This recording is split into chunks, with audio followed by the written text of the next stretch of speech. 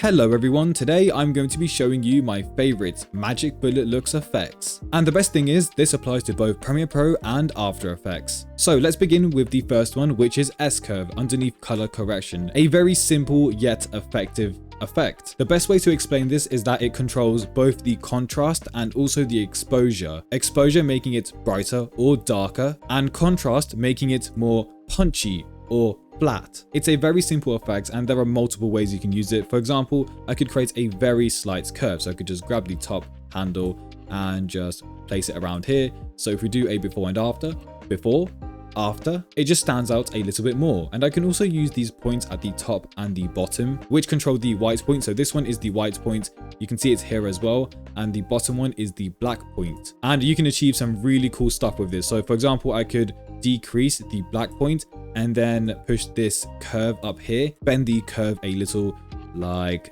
that, increase the black point just a little bit more, and would you look at that, this leaves the highlights to stand out even more. So under his eye, on his ear, and also on his hair. So yeah, that was S-curve. The next one is Colorista underneath color correction once again. Now, me being colorblind isn't really the best combination. To put it simple, it's like Lumetri color, except it's way more advanced. So for example, you've got the very basics. You can change the shadows, you can change the midtones and the highlights. My favorite feature are these little whatever these are called, color wheels underneath hue and saturation. So you can literally bring out colors or completely eliminate them from the scene. So for example, there is a lot of red, right?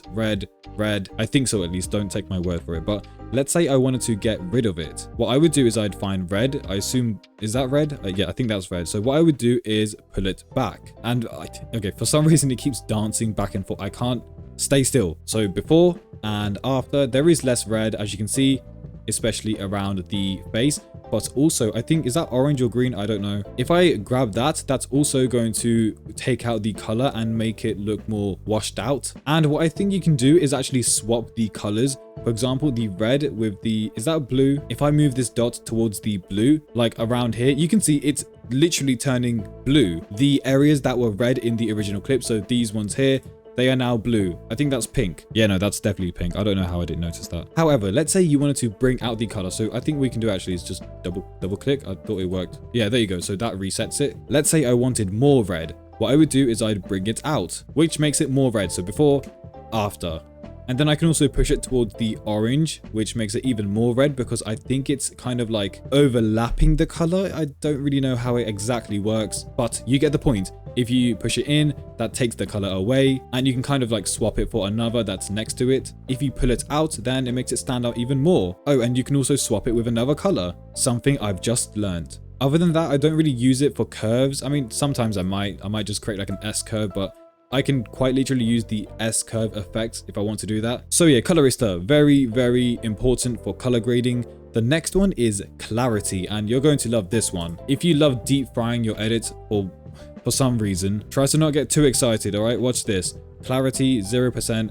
If I crank it up, would you look at that? Now it looks like an average TikTok edit. I will say sometimes this effect looks really good if you use it properly. So for example, the clarity, if I change it to around 20, so a very low amount of clarity, it just makes details stand out more than they were before. So before, after. However, this can also result in artifacts on your video, so you can see it looks horrible. In this case, it's my fault because the clip I got is very compressed. If you have a raw clip or raw episode, you shouldn't face this issue. But yeah, that was clarity. That was quite quick. The next one is halation. Is it halation? I don't know how to say it. Sometimes I like to use optical diffusion. Let me just show you how this one works first. So this one is underneath camera. Think of it as deep glow if you've ever used that before. So it looks pretty cool, but I feel like it's too strong sometimes, and that it just I don't know, it ruins my clips. I don't really like it that much. So instead of optical diffusion, I like to use halation, if I said that right. It's a halation. And what this does is, so before,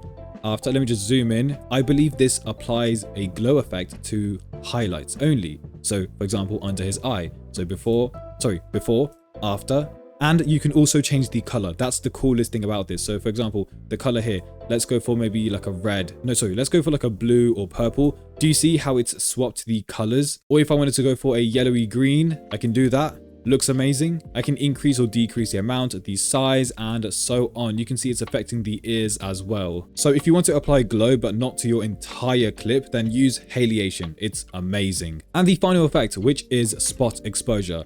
This is a lifesaver. So I use this effect to create lighting. For example, I could place it up here. So imagine there was a light source above him and it was angled towards his face. What I would do is I place it up here, increase the amount of stops, or decrease, depending. Actually no, decrease wouldn't work in this case, so increase it to about, let's say 2. Let's say the light source was yellow or green, whichever one. Then what I would do is I change the color, so something a bit more soft, maybe something like this, and it does look good, but I don't know. Let me just increase the spread. This makes it a bit softer, because if it's not a higher amount, it's going to look terrible. That looks like rubbish. Come on. So what I'm going to do is I'm going to increase the spread. Anything above, I'd say 0.75 is good. So something like this. I can increase these stops a little bit more if I like, but I'm just going to leave it at like 2.70 and take a look. So before and after. Don't forget, spot exposure, incredible effect if you want to add artificial lighting or even make certain areas look brighter. For example, this area here. So if I just do a before and after, look at that. And one last thing, you can make eyes glow. So before and after, would you look at that?